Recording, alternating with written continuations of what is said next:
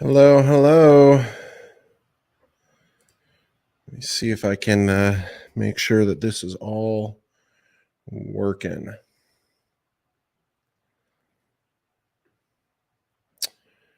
All right, let me see if I can get Instagram live going. If you can, this is new for me. I'm using this new system, so if you can hear me okay and see me okay, drop a drop a thumbs up or something in the comments. That'd be helpful. 0.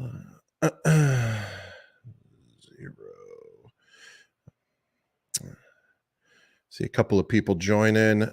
0 down. I'm trying to go live on Instagram too. You guys know how technically inclined I am.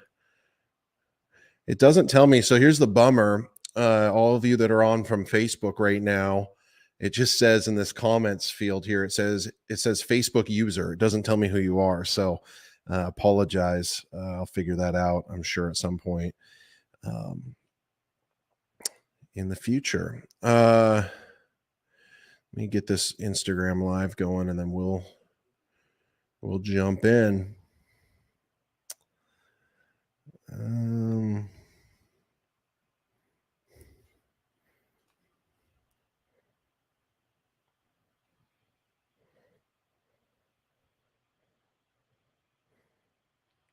Let's see if this even works. All right. Says it's working, so we'll give it a whirl.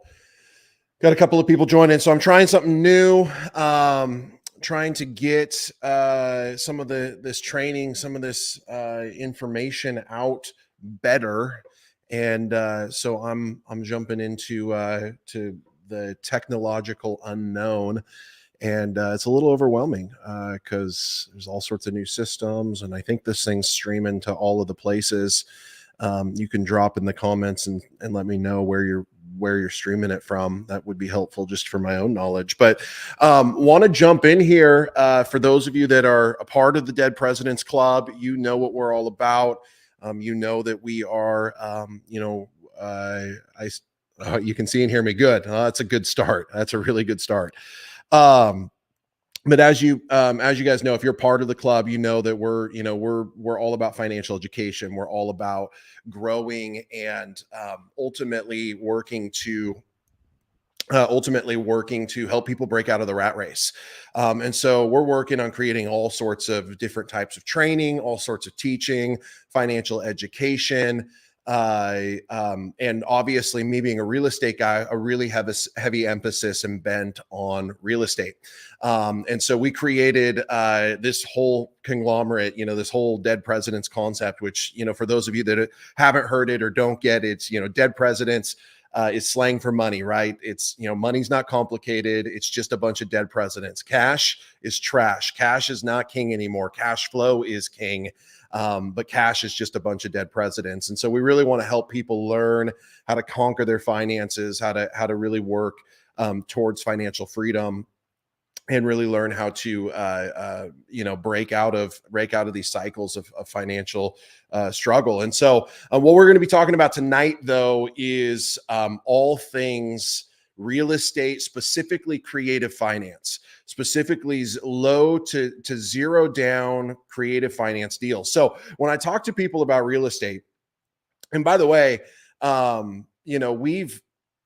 we've purchased lots of property with our own money, right? That's been something we've done over the years. We've most of our big wins have been in the real estate space, but probably the last 2 years, we've really started to turn this into not only one of our primary focuses, but one of our primary businesses. And one of the things that has been like a gas on a fire is learning creative finance and learning how to structure deals so that we can purchase these things with little or no money down. And so most people, when I talk to them about real estate, they're like, they stop before we even get into it, because what they think is the number one issue with real estate is that you've got to have all this money. And that's just simply not true.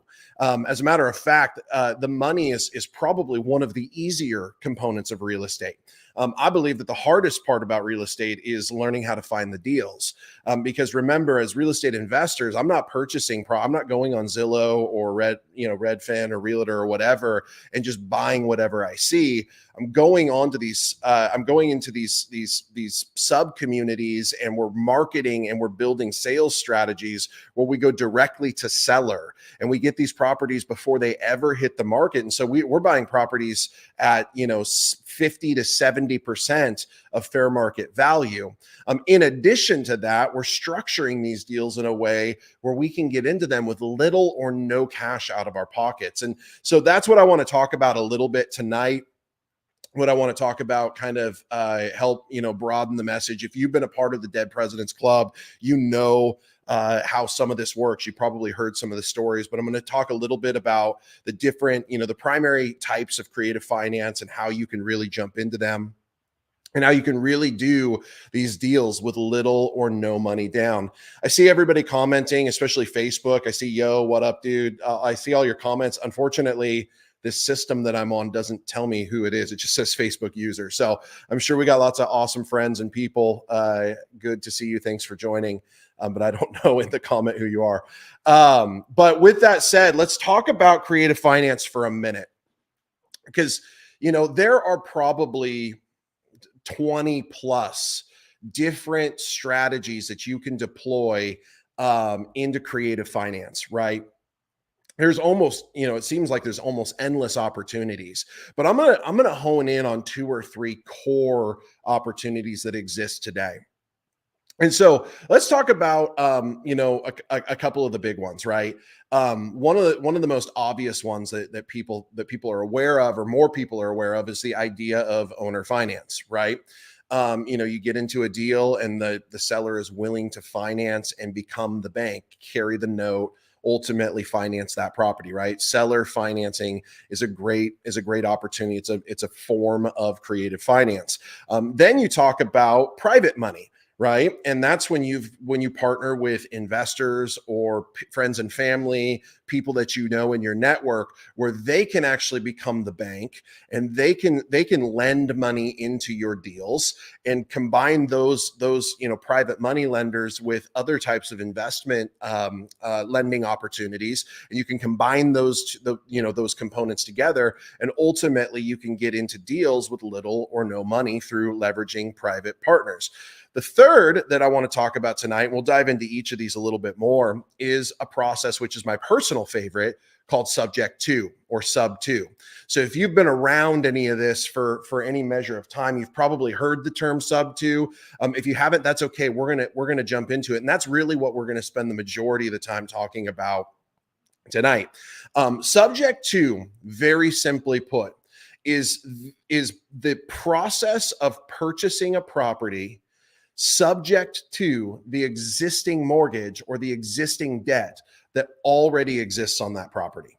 Okay. And so for those of you that have heard of things like, as soon as I say this, everybody immediately goes, oh, you mean to assume their loan? No, not at all the same. A loan assumption is a formal process where we go to the bank and we ask the bank if we can assume the loan. We go through and we have to apply for assumption. We have to go through the typical underwriting process, provide all of our credentials, provide all of our financials, and ultimately they approve or deny an assumption. And most loans are not even eligible to be assumed, even if that's what you wanted. Subject to is unique in that I bring zero cash, zero financial package, and no credit check to these deals, right? I bring little or no cash. I don't provide any paperwork, any financials, and I don't have to apply. I don't get a credit check because I don't apply for a loan. What I'm literally doing is purchasing the property subject to the existing mortgage. And we'll talk about what happens when, there's more equity than there is when there's more equity than there is money owed on the principal loan. But this is the primary way that you can get into these deals with little or no cash out of your pocket. And so I want to jump in and just kind of talk us through some of the process and give a little bit of context before we go too deep, so that we can really understand what we're talking about. So let me share with you my iPad, and I want to kind of cover a couple of high level points. All right, let me see if I can. All right. Perfect. So, couple of things to understand. In real estate, one of the things that people get most confused about is the concept of a deed and a deed of trust. And they're two very different things. Sometimes they're called warranty deeds, sometimes they have different names in different municipalities, but a warranty deed or a deed, which is really the title, and a deed of trust, which actually is a mortgage instrument. And so the first thing you've got to understand is that let me see if I can get my pencil working on for us here. Every property, every home has two essentially documents or more, but two primary documents. The first is the deed. The second is the deed of trust. Why is this important? Because in order to understand subject to, you need to understand what's actually happening in a transaction. So every property has these two instruments associated with them. The deed is like a title. This is the document that provides ownership. This is like similar to if you were to go and you got a car payment from Toyota and you went to Toyota and you paid off you went to the bank, you paid off the loan. That what's going to happen is the lender, that's the Toyota Financing Services or whatever local bank you used, is ultimately going to pay off that note and send you the title. That is effectively the deed of a vehicle, right? So the deed is the title of the home. It says who owns it, how they own it, all of those things. The deed of trust is the mortgage. So the deed of trust is a document that is filed by the bank or by the lender as a mortgage instrument against the property. So you hear about things like lien position, right? And you can have, you can have like first deed, right? Which would be like, typically this would be like your first mortgage, right? When you buy a home, that would be your first deed. Then you can have second deed. That, commonly a second deed would be, and these are all, again, of trust, right? The second deed of trust would most commonly be things like a home equity line of credit or some type of secondary lending on the property. And there's really no limit to the numbers of deeds of trust that you can have on a property. And so what's happening in a typical house transaction, right? In a normal scenario, if again, we have a deed and over here, we have a deed of trust. What's typically happening is when, John wants to buy this property, what's happening is he's going to a new bank, right? This is a bank vault, and I want you guys to appreciate my artwork here for you. But John is going to go to a new bank. That bank is going to pay off the deed of trust and write a new deed of trust, right, against this property. And the deed is going to transfer into John's name. So really simply put, a transaction, let's start over here. A transaction here, right? We got deed, we got deed of trust, and this is owned by Susie, right? Susie's here. She's got very nice hair as well.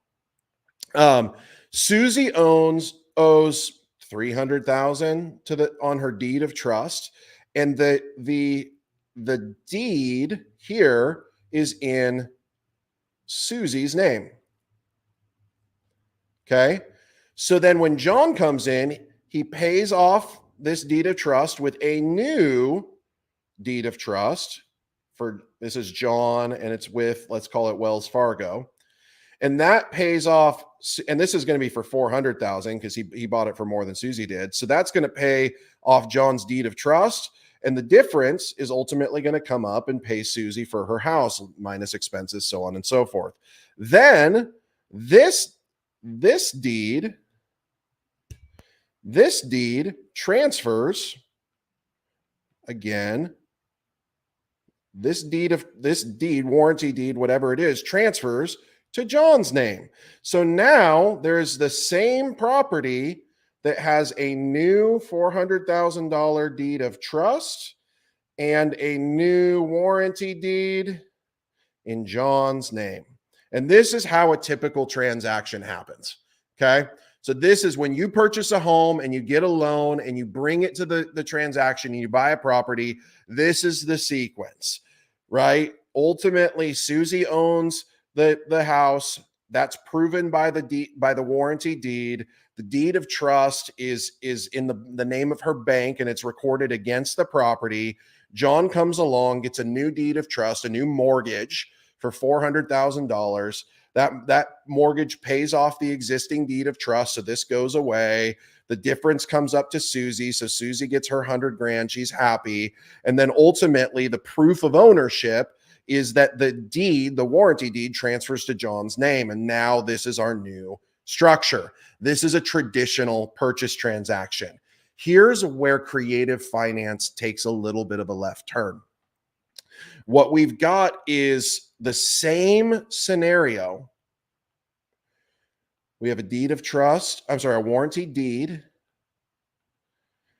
And this is in Susie's name. We have a deed of trust for $300,000. This is a mortgage also in Susie's name, right?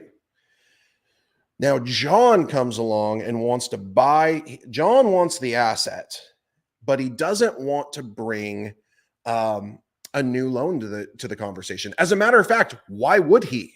Right? If John brings a new loan to this transaction, the only people that are making money is Susie's bank and John's bank. Neither Susie or John are benefiting from that transaction whatsoever. So what does John do? John comes and he says, "Hey, Susie, I want to buy this property." Okay. John wants this property, but I don't want to bring in a new loan. So what I'd like to do is I'd still like to take ownership through deed. I'd like to transfer this deed into my name, but I want it to be subject to your existing deed of trust. So here's what happens. John and Susie agree to a transaction where John takes ownership of the deed. And for those of you I see commenting on Instagram, I'm drawing pictures and there's like a full, you can actually see some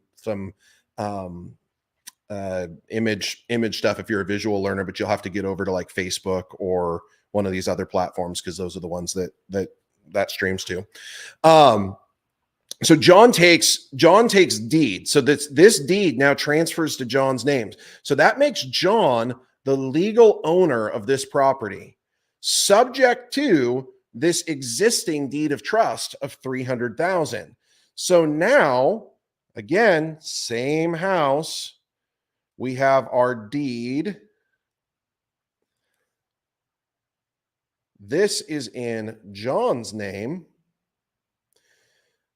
right? Still connected to the property. These are still tied together. We still have a deed of trust for $300,000. This is, Chase Bank. This remains in Susie's name, but the subject to purchase makes John responsible for all of the payments now on Susie's loan deed of trust. So what this simply means is that Susie's probably got, on a $300,000 house, let's say she's got 2.9% interest. Well, if John's going to bring in a new loan, John's going to bring in a new loan at, 6.5% interest, right? Which also means that Susie's payment on $300,000 is probably like $1,800 a month. And this is PITI, right? So there's two types of payments. Just side note, people get confused about this, PI or PITI. PI is just principal and interest only. That's just the bank note, right? Principal payment and interest payment. PITI means that your principal, interest, tax, and insurance is all included in your payment. So at 2.9%, 300,000, spitballing here, Susie's probably got an $1,800 PITI payment. Well, if John brought in 300,000 at 6.5%, he's going to have like oops, switched out on me.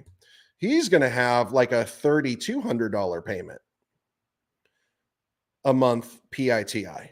Why? Because the interest rate's more than double. And so John doesn't want this. John wants to keep this good Chase loan at 2.9% PITI. So now everybody might be asking the question, well, Michael, you told us that this property is worth 400,000. That's great. I see on Instagram, you're asking what a deed is. The deed is the title to the property. So a deed is if you pay off your car, the bank sends you the title to your car. That's the deed. The deed of trust is the mortgage instrument that's recorded against the property by the lender, by the bank. And that's a common misconception that you have to understand, that there's a difference between a deed or a warranty deed and a deed of trust or mortgage instrument. The process of purchasing subject to is the process of transferring the warranty deed, the title of the property, into your name or the name of your holding company, whatever it is, subject to the existing deed of trust remaining in place. So you're looking at this, transaction, and you say, well, Michael, you told me that the house that Susie owns is worth 400,000 and John is taking over payments for 300,000. That makes sense, right? Like, cause he's taking over the 300,000, but what about the $100,000? You said that this was a zero, a low or no cash way to purchase property. So what about this $100,000 in equity? Well, there's a couple of things, right? Depends upon the situation, depends upon the circumstance, right? Generally in a subject to scenario, you're looking for motivation, right? And so the circumstances can be different, and motivation doesn't always mean financial distress. A lot of people think that financial distress is what motivates sellers. What really motivates sellers is any one of three things: price, speed, or convenience. Right? Price, speed, or convenience. Every transaction has those three ingredients, and a seller gets to choose two of three, never three. Right? And you'd be amazed at how many people will trade their price for speed and convenience, or how many people will trade speed or convenience for their price, right? So let's talk through that for a second. Speed would be things like listing it with a real estate agent. Well, the average sales cycle right now is like 4 months to get a house sold. So if I'm willing to trade my speed, I'm probably going to get, a better price, and somebody else is going to manage the sale for me. So it's going to be a little bit more convenient, right? With a subject to deal, I get speed, and maybe I get price, but I'm giving up a little bit of convenience because ultimately I'm still going to be tied to this transaction one way or another. And we're going to talk about how we overcome those objections and how we handle some of those situations in a minute. But let's talk about this for a second. So I've got $100,000 in this transaction that I've got to resolve. So John is buying this property for 400,000 because that's what it's worth, right? And ultimately, he's already taken care of 300,000 by taking subject to the existing mortgage. So what do we do with the 100,000? Well, we can negotiate with the 100,000, right? If there's no realtors involved here. So you could have a conversation, talk about bringing that number down, talk about reducing that number to a number that you're more comfortable with. There's a couple of questions I want to address real quick here. Is credit an issue? I'm rebuilding my credit right now. No, that's the beauty of subject to and creative finance. No cash, little or no cash, no credit check, and no financials. You don't have to be working a job. You don't have to provide proof of income. You don't have to have a good credit score. You could have no credit score or a bankruptcy or whatever. Nobody's checking your credit on these deals. We're taking the contract, we're taking the title, the deed of the property subject to the existing mortgage. No cash, no credit, no credentials. That's the beauty and power of creative finance.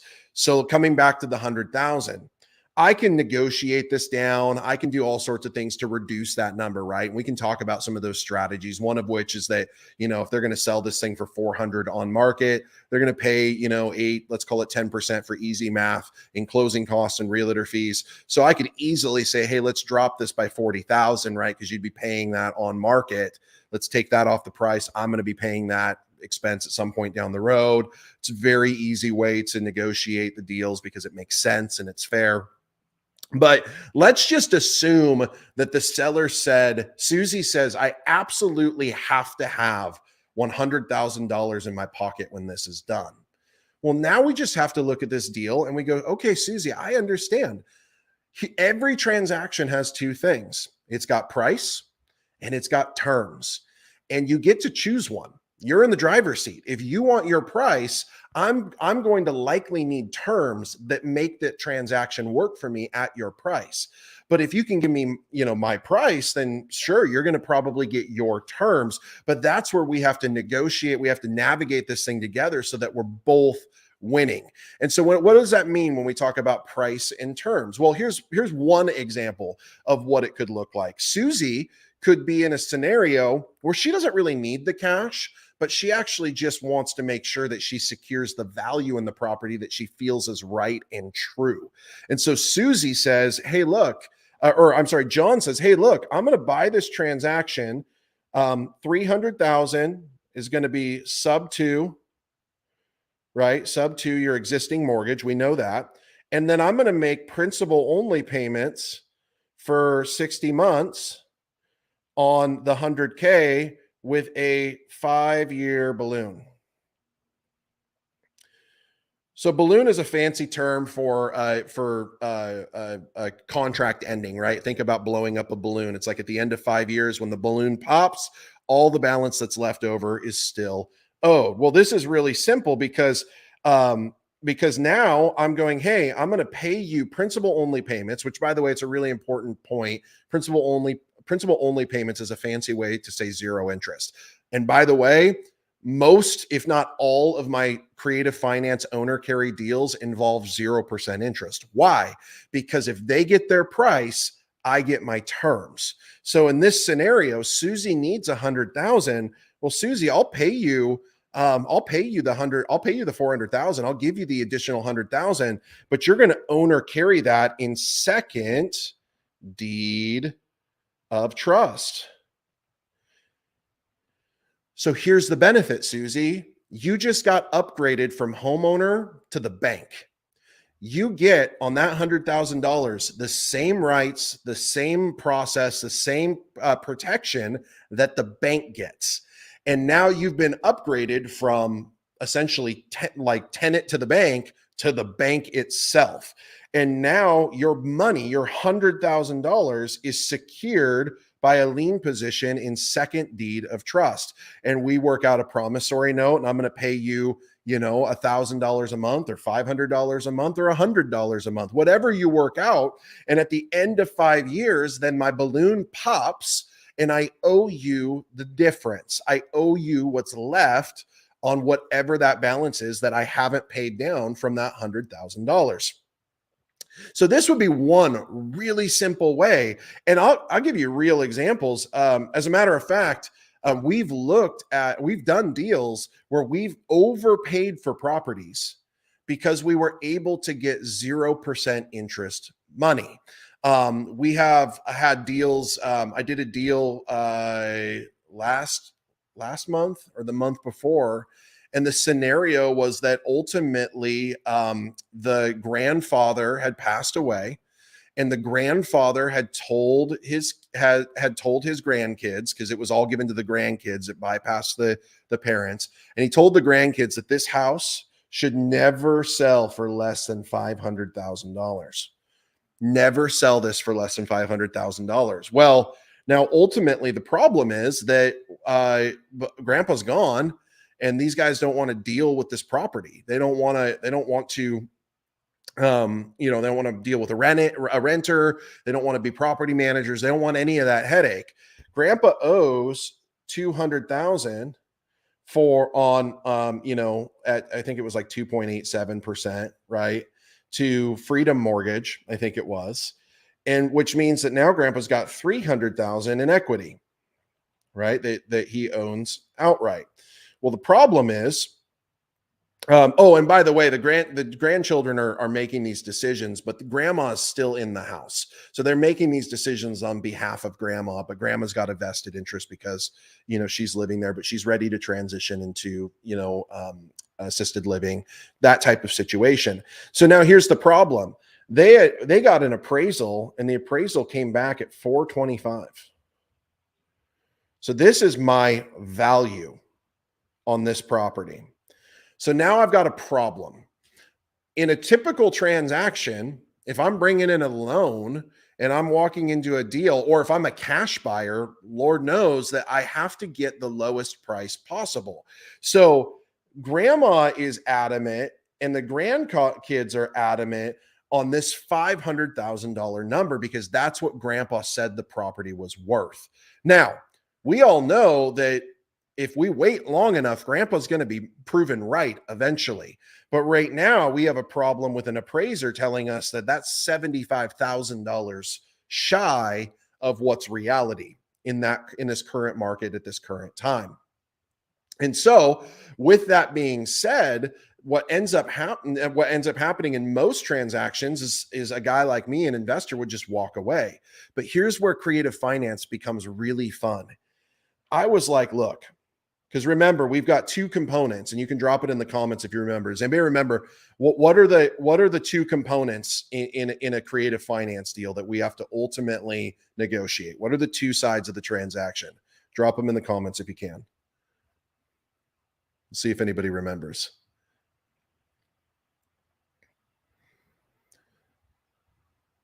You get to have one or the other, but never both. What are they? In an equitable transaction, you get one or the other. All right, somebody's dropped it. It's price and terms. So, all right, grandkids, I hear you. Price and terms. You told me that 500,000 is the number. We all agree that it's not worth $500,000. But what if I pay you $500,000 anyways? And they're like, yes, how does this work?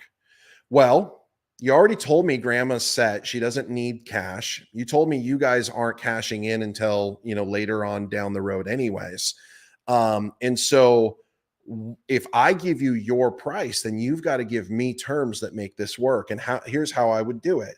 I'm going to give you 300,000, taking over the existing mortgage sub 2. I'm sorry, 200,000. The remaining 300,000, you're going to own or carry. Principal only.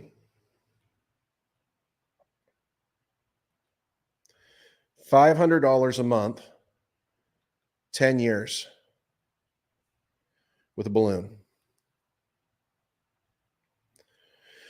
So ultimately what I just structured is I said, look, I'm going to give you your $500,000 because you told me that the most important thing to you was price. Grandpa said that this has to sell for $500,000. So your choices right now are to become landlords and rent this property out until someday in the future when it achieves that value. Or I'll give you that price today and I will upgrade you from landlord to bank by allowing you to become the owner financer of the 300,000. And I'm offering you $500 a month for 10 years, which I think ended up working out to like 60,000.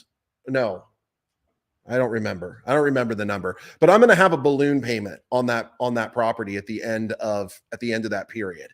But I don't care. And here's why. If I were to bring 300,000 to the table right now on investor capital, I'd be lucky to get 8% simple interest, which is probably going to be more like 10% simple interest.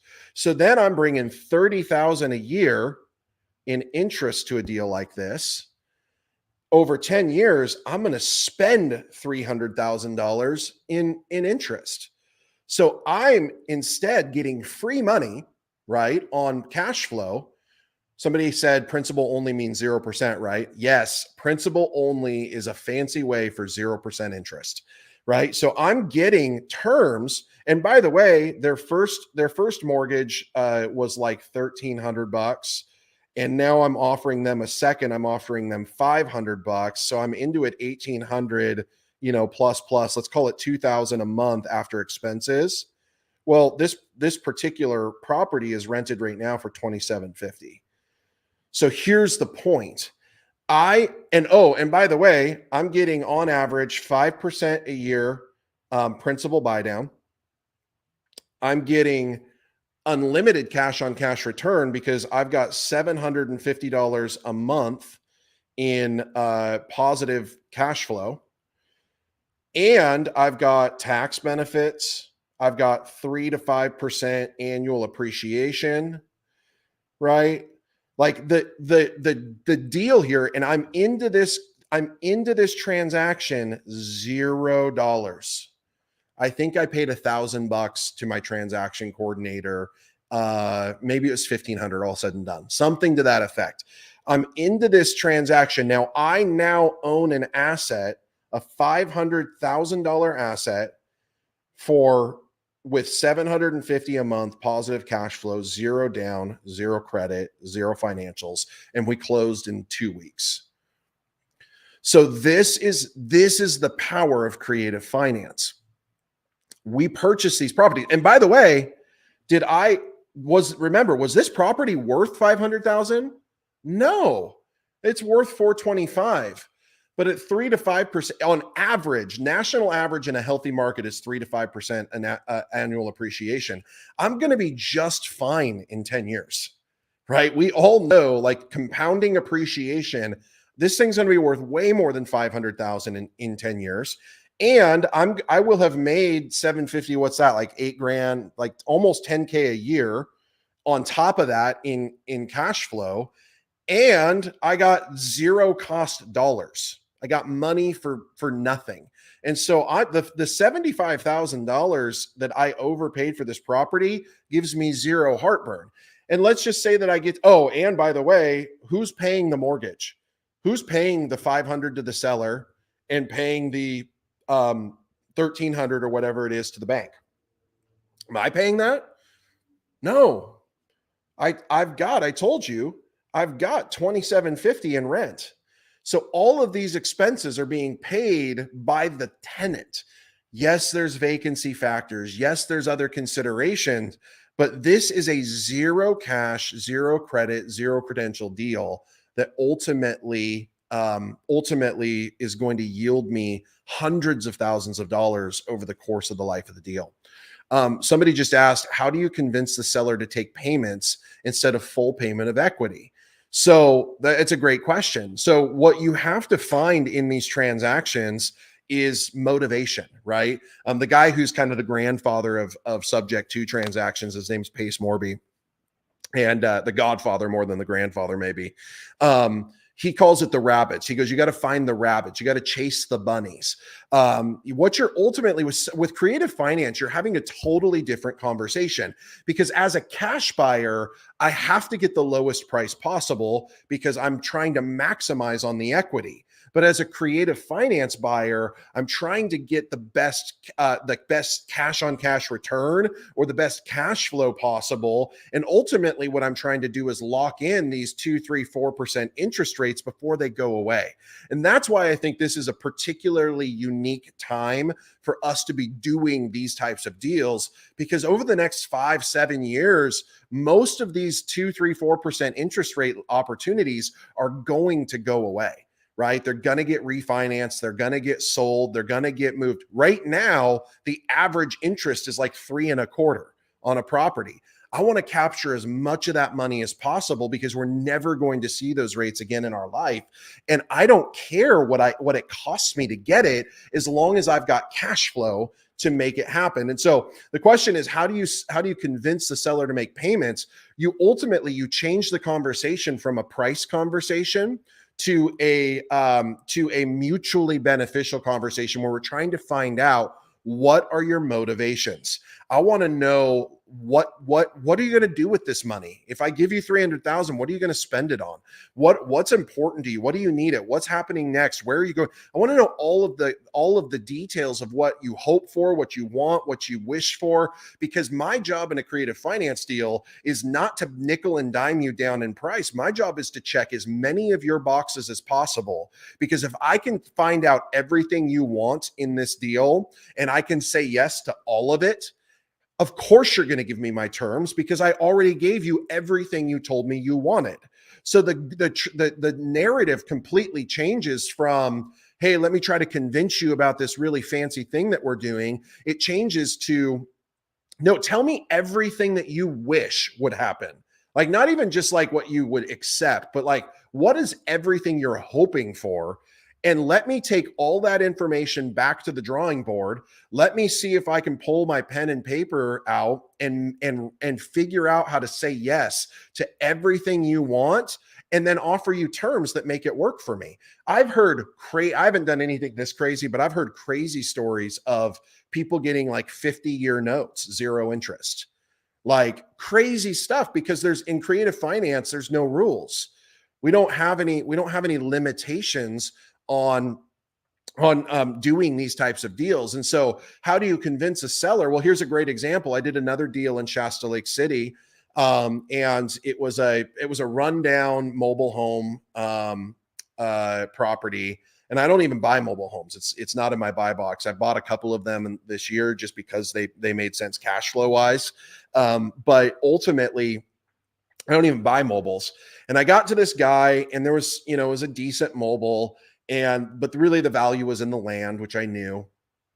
And he was like, I need 100,000. And it was probably worth, I don't know, 150 ARV, but on a cash purchase, I'm 70% at best of after repair value. So on a $150,000 deal, like I'm maybe I'd pay 100. I don't, it just depends upon how much repair there is. But the greater point was, I started having a conversation with him, and I said, hey, tell me what your plans are. Where do you go after this? And he's like, well, I'm probably just going to do some traveling, this, that, and the other. And I was like, if I gave you $100,000 cash today, what would you do with it? And he's like, well, I'd go down and buy this RV that I've been looking at, and I'd fill the tank full of gas, and I'd drive across the country, and I'd go see my grandkids, and I'd go visit relatives, and I'd spend my retirement RV park hopping. And I said, awesome. That sounds amazing. How much is the pay? If you were to finance that RV, what would the payment be? He's like, yeah, I talked to him the other day. The payment's $350 a month. I was like, cool. What if I gave you 10 grand for gas money and I paid your RV payment for the next 15 years? Would you be interested in that? He's like, well, that'd be awesome. I was like, great. So we structured a deal where I was able to pay him $10,000 cash because he wanted to have a little walking around money. And we took over we did the deal on seller finance, $350 a month, 15 years with a balloon payment. He's happy as can be. And I've got a deal that now is positive cash flow, like $1,200 a month. And so ultimately, like, that's just one example. Another example, I'll tell you guys, and I'll tell you another story, or I'll draw it out for you, because it's one of my like favorite ones. Where ultimately, and somebody asked in the chat here, how did you find this property? We find properties a lot of different ways. So we find we have outbound calling, right? So we've got a sales team that's telemarketing, off market deals. We've got, and by the way, if anybody's interested in learning all this, we teach it all in the Facebook group for free. So you can jump in, just get on Facebook, Dead Presidents Club. You can join in. We've got weekly calls. We do every Friday. We do a call called Deal or No Deal, where we teach people how to analyze real estate deals. And we teach much more than that. We're doing a 6-week walk through Rich Dad Poor Dad right now, where we're talking, financial mindsets. We're teaching people how to break out of the rat race, pay yourself first, the idea of building wealth. And so we can teach you how to do this, but we have lots of different channels for where we find these properties. One of those channels is direct to seller outbound calling. Another one is through inbound marketing, pay-per-click, pay-per-lead. So, if you were to Google, sell my home fast, Redding, California, you'd likely show up on my website would show up on the Google page. You fill out an e-form and you contact me that way. I work with wholesalers. And now we're getting to the point where my end goal is to only do deals with people in our DPC, people in the Dead Presidents Club, because there's a growing number of people in our community that are learning how to find these deals, and they're getting paid to essentially be deal makers, which, by the way, we haven't even talked about wholesaling. Wholesaling is another way to do real estate with zero capital, right? You can become paid to do these deals. As a matter of fact, one of the guys in our community we got connected early February. From that connection to his first $10,000 check was 45 days. 45 days to get his first payday, brand new to real estate. So there's a lot of ways to make money and that didn't cost him anything. Probably cost him $10 in skip tracing. And literally what he did was he drove around, found some properties that looked distressed, looked up the seller's information, called the guy. And I kid you not, the guy said to him this: I'm so fed up with this property that I told my wife the next person to call, I'm selling it to. And it happened to be him. And so it's a numbers game. And so there's a lot of different ways. But I had a deal come my way, a subject to deal come my way. It was through pay per lead marketing. So they were in a situation and they were Googling like avoid foreclosure, Redding. And I don't just buy in Redding, I buy all over the place, but the majority of our portfolio is in Redding. And so we do the majority of our marketing dollar spend here because we're local. But she, avoid foreclosure, Redding, California. My site pops up. She fills out an e-form. My team gets an email. We reach out. Ultimately, we vet the seller. It gets back to me, and here's the situation. So they purchased the property a year prior, put $150,000 down. We're planning on living there forever and ever. Amen. What ended up happening was this dream property came on the market that was like literally like they never thought it would ever come available. It came on the market and they're like, we have to buy it. So they go and they make an offer, and they were able to get enough money down and qualify to buy the new property. And they put this property that we're about to talk about on the market, and they got it into contract in May of last year. In May, they got it into contract for $525. The day of closing, June something rolls around, end of June. Day of closing, the bank calls, or the escrow calls them and says your buyer's financing fell through because the bank found out that he had falsified his loan application. And so the bank's declining the loan. And so now what's happened is they've already closed on the new property.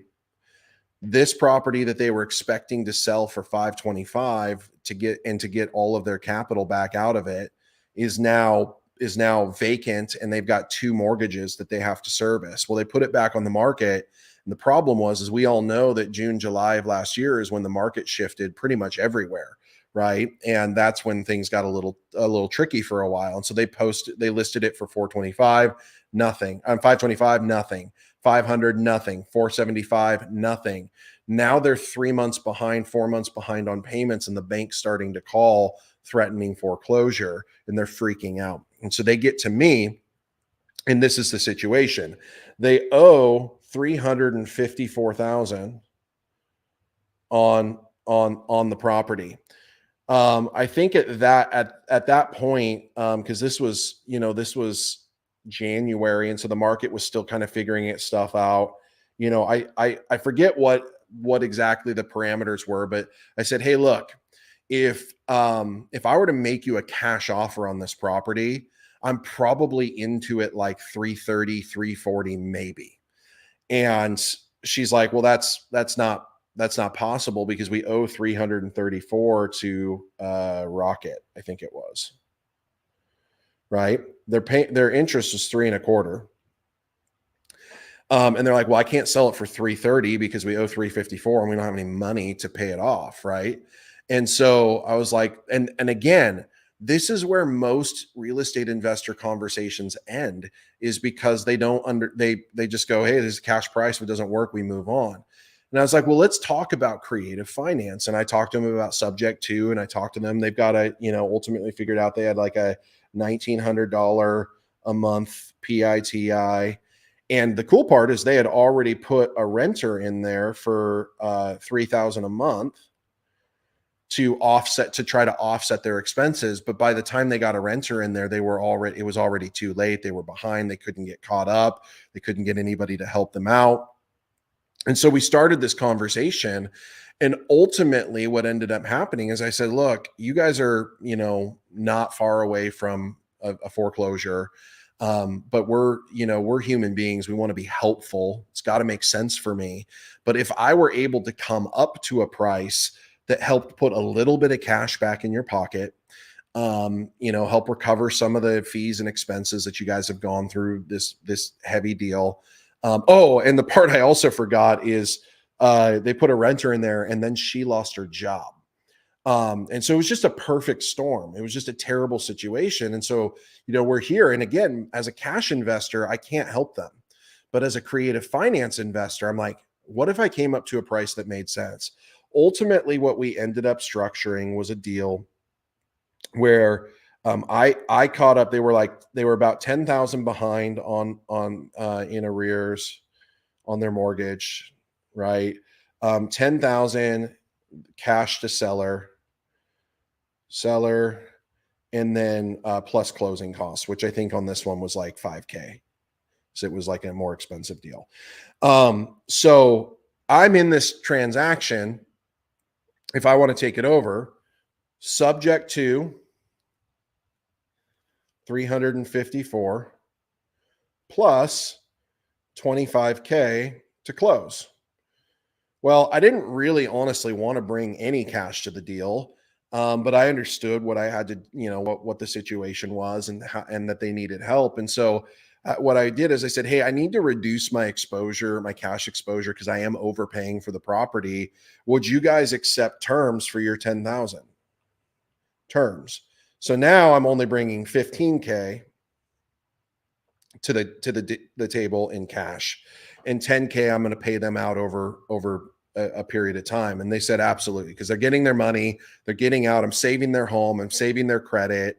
And ultimately now I took this property down and I'm still into it. What's 25, 354. So 360, 70, 80. So I'm into the property 380. Right. But here's the crazy part, that it wasn't that the house wasn't worth 500 or even 525 back in January. It's that they didn't have time to wait on the market. So they were stuck in this situation where they had to get out of this transaction. They just couldn't wait. And so what I can do is I can wait as long as I need to, right? Because I've got terms that make sense. So I'm into this property, 380, 15,000 of it is cash, right? So I brought 15 to the table, but what do I have?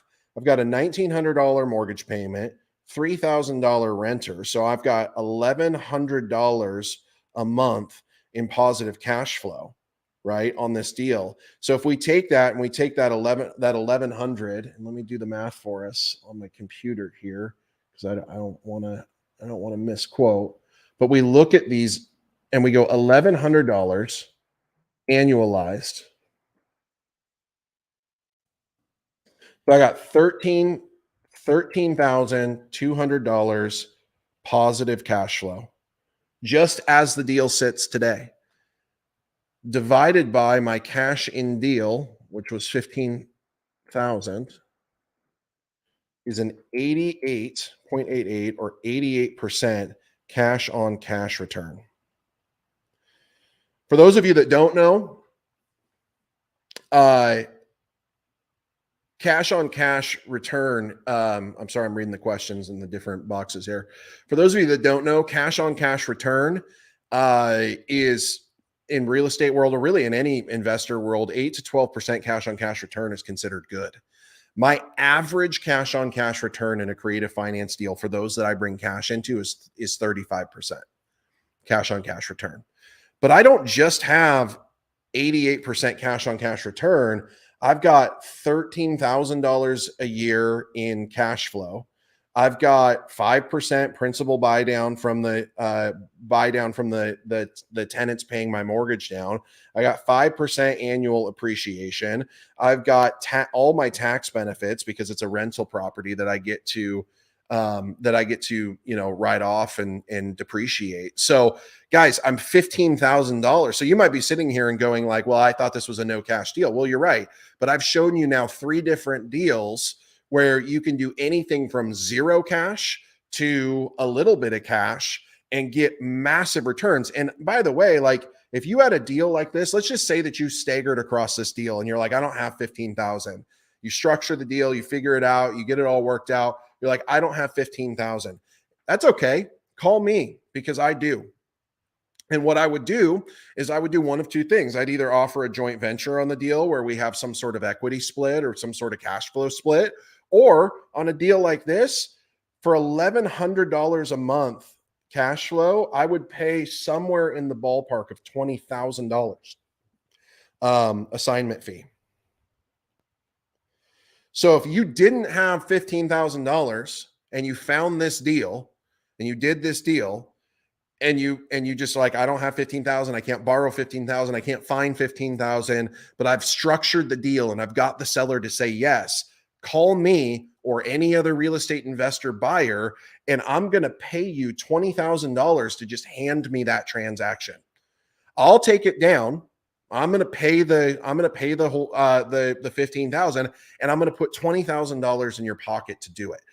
And it's not just me. There's tens of thousands, probably hundreds of thousands of people just like me that do these things. But this is the power of creative finance, learning how to do 0 down real estate deals or low down real estate deals. Because there's lots of scenarios where you'll end up in a transaction where it's like, well, the property's worth 500K, they owe 400K, they want 50K cash, right?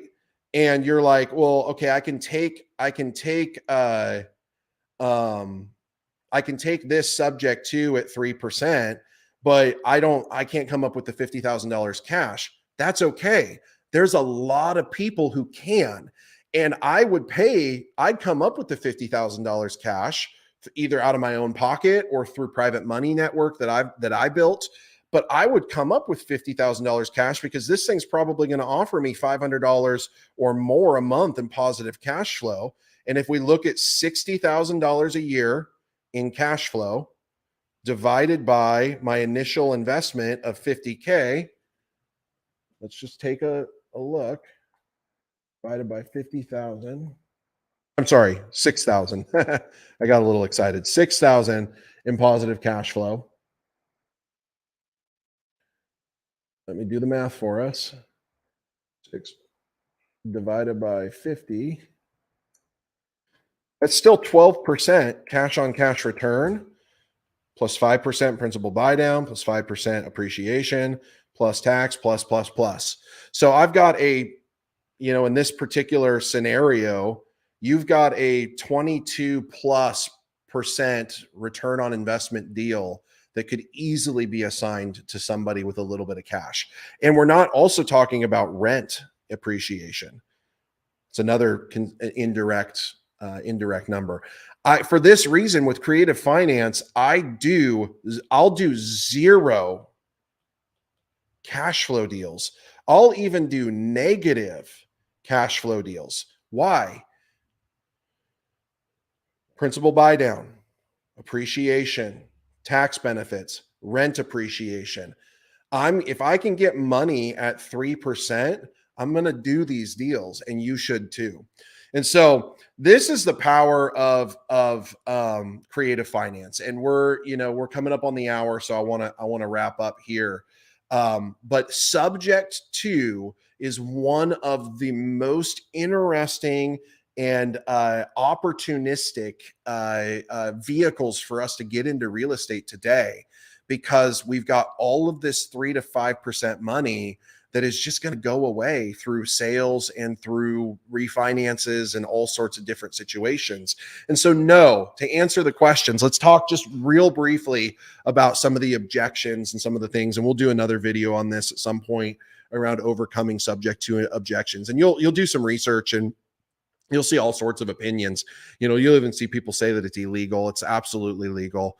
Subject to is 100% illegal. Somebody asked, "Are you open to JV creative finance deals?"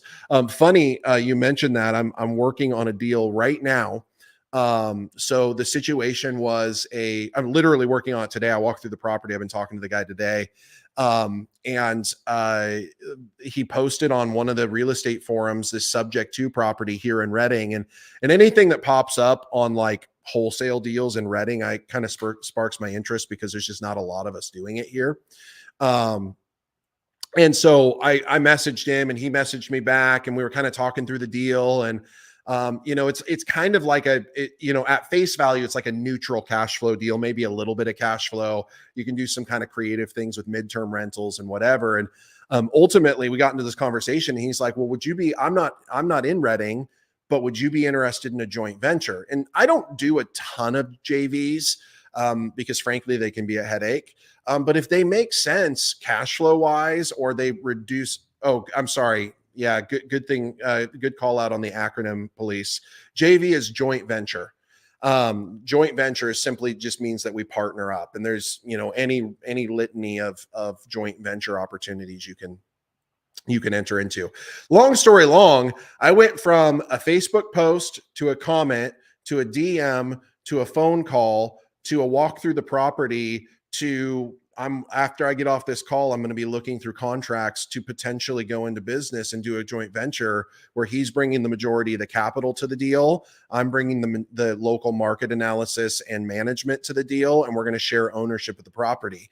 So it's a win for him, because he's getting to park his money in a great asset.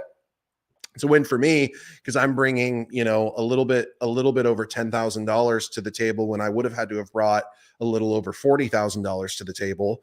And I still get half of that asset, right? And so, to answer your question, I guess I'm becoming more and more open to joint ventures, but they just have to make sense, right? Because I'm in a situation, where we raise private capital. And by the way, that's another thing you can do in real estate investing. You know what most people don't know is that if you've got an IRA, 401k, any other type of retirement account, you can convert those funds into a self-directed and invest them in real estate deals. You can invest them in your own deals. You can invest them in my deals. You can do all sorts of different stuff with your retirement funds. And most people don't even think about like their access to capital, because they've been taught that all they can do with their retirement money is put it in stocks, bonds, and mutual funds. And so we're doing we just struck a partnership. We're partnering up with Horizon Trust, where we're going to be able to run retirement capital. It's another thing that we're going to be able to help people do to break out of the rat race. And for me, ultimately get out of the Wall Street casino and get into hard assets. A 401a can convert to. I'm not 100% familiar with 401a. I know 401k and 401b can. I assume a 401a can. But if you can go in and DM me, I'll get with our people at Horizon, and I'll find out for you for sure. Does it cost money to redirect retirement funds? It doesn't cost money. Well, yes, in the sense of there is an account setup fee, like a one-time fee, and then there's an annual fee. It's pretty low cost overall, and it's a lot lower cost than generally mutual funds and different managed accounts. Um, and again, if you've got interest in that, we literally we're about to launch it all publicly, but we've partnered with Horizon Trust. So we run all of our capital now for our investors directly on Horizon's platform. We've raised, I don't even know, like $3 or $4 million through retirement funds, and you can invest passively. You can invest in equity deals. You can become a private money lender. There's a lot of things you can do that's really cool. And the cool thing about especially doing note investing, like a private money deal, is you get guaranteed returns that are double digit. In most cases, if it's a super safe deal, maybe it's 8%, but I mean, we're paying between 8 and 12% on private money right now. And it's secured by deed of trust against a property like the bank. And if the banks are making money doing what's the most secure asset that a bank has? Everybody knows. And if you don't, then now you do. The most secure asset a bank has is mortgage-backed securities. And there's a reason for it, because they're backed by hard assets. And so that's why we say things like cash is trash and break up with your bank, Wall Street casino. Like, I know these are funny little hooks that we use, but it's true, because ultimately every day your money is eroding by inflation and market volatility, but you put it against a hard asset. And it's why I can honestly say I love inflation. I hope we get hyperinflation, because what that means is my whole portfolio goes through the roof. And if the bottom falls out, well, that's a bummer, but I'm cash flow positive in all of my deals. So I can just wait. That's the best news. I just wait. And that's the beauty of it. Another comment, I made some connections with private money lender, PML, private money lender, who are interested in funding deals, just don't know how it works. Could you do a training on this? Yeah, we've done a bunch of training. If you're not in the Facebook group, join up the Dead Presidents Club Facebook group. We do training on this. I'd also be willing to do a one-off call if it's something that you need help with, or we could set up a private money, one of these live private money conversations. Somebody on Instagram says, I wish I was this smart. Here's the reality, you guys. I'm glad you said that. Here's the reality. This is not as complicated as it sounds. Most of what you're feeling right now is a result of just not being familiar with the terms. There's nothing about this that is as complicated as you think it is. And the beauty of it is when you get plugged into community, like the community that we're building, you don't have to do it alone. I tell people in our group all the time, like, everybody's like, what's in it for you? Well, obviously part of what's in it for me is that if you find good deals, I'm probably going to get to see them. And if we can work together on them, then that's great news. But even if we don't, and all I do is help you take down a deal and get an awesome buy, that's a win for me too. Like, we're winning if we're winning together, and it's community over competition.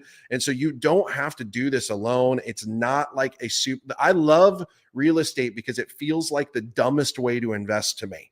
Like, I remember I cashed in my 401k, I cashed in my stock portfolio. I am out of the market. I do not play the Wall Street casino anymore. And, a lot of people, and all of a sudden it's like, once I finally got out, it started to occur to me. I'm a finance guy. I spent almost 20 years in banking. Like, I literally grew up in a bank, like, professionally. And I still don't understand what the heck is going on in Wall Street. And I would get my analysis for my portfolio. I'd get like my market analysis, and they'd be like this thick, and they'd have charts and graphs and pro formas and analysis and all these things. I'm like, the last time I got a real estate packet, it was like 4 pages.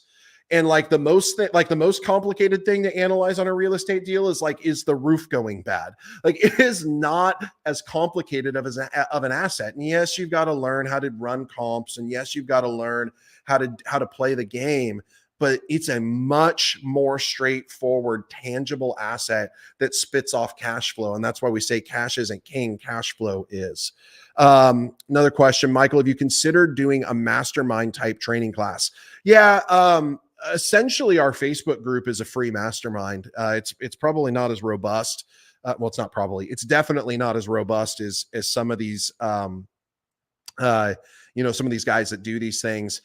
We may have like a more formal like mentorship mastermind type thing in the future, but to be honest with you right now, like free is the name of the game for me, because we're finding so much value in helping other people start their real estate journeys that it just doesn't make sense for us to try to build something that essentially limits the amount of people that can come in.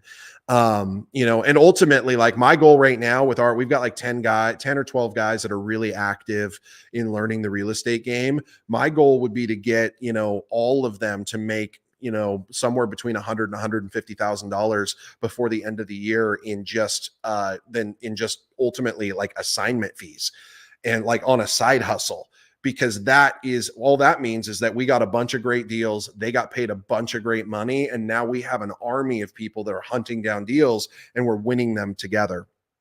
Somebody asked how much a 401k can we use? Also, if the company offers a pension, can that be used?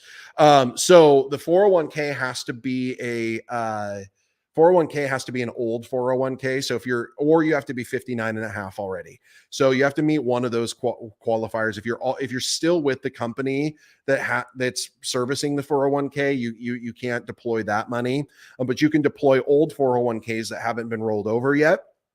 And if a company offers a pension, if it's lump sum and can be rolled as lump sum, yes, but most pensions are lifetime benefits. So I guess it would just depend upon how your pension's set up. But yes, any retirement capital can be rolled into self-directed and deployed into hard assets like real estate. And there's more that you can do than just real estate. It's just real estate happens to be what we specialize in. So all right, guys, we're 10 minutes over. I hope this was helpful. It's my very first live.